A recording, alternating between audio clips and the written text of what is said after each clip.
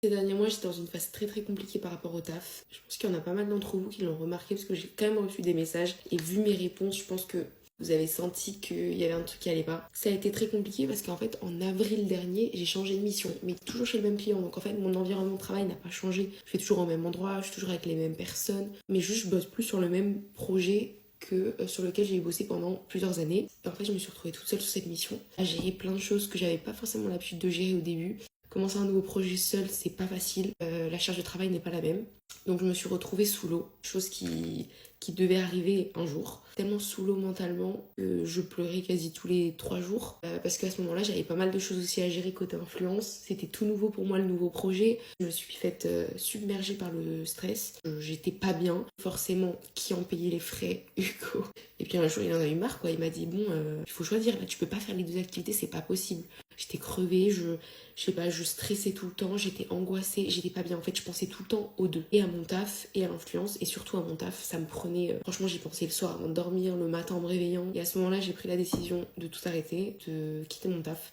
J'ai jamais de moment vraiment off. J'ai tout le temps le cerveau qui part dans tous les sens. Et en fait, j'ai besoin de me poser et de faire une pause. Du coup, j'ai fait les démarches j'ai fait des entretiens, etc. J'ai eu une discussion et j'ai dit ce qui n'allait pas, comment je me sentais mentalement, que je pouvais plus suivre les deux bouts. Parce que forcément, ils savent que j'ai l'activité sur les réseaux sociaux. Ils ont été quand même vachement conciliants, donc ça m'a fait plaisir. Depuis, ça va quand même un petit peu mieux. Je gère un peu mieux la mission. Enfin voilà, ça fait 2 mois que je suis dessus, donc maintenant je la gère à 100%. Donc je me sens quand même moins stressée et j'arrive un petit peu mieux à tout gérer. On a envisagé potentiellement le 4/5e, donc que j'ai mes vendredis ou peut-être mes lundis, je sais pas, mais que je passe en semaine de 4 jours.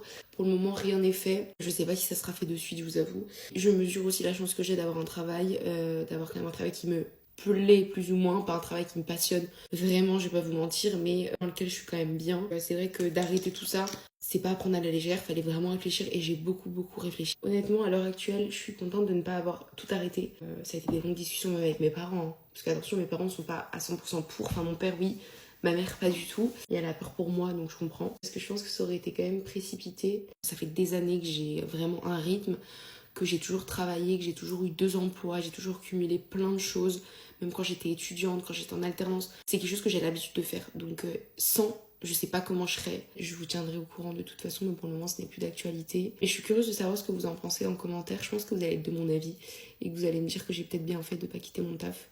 Parce que vous êtes comme moi des petites bosseuses, je le sais. Un temps je vais aller m'habiller. Je vous fais plein de gros bisous.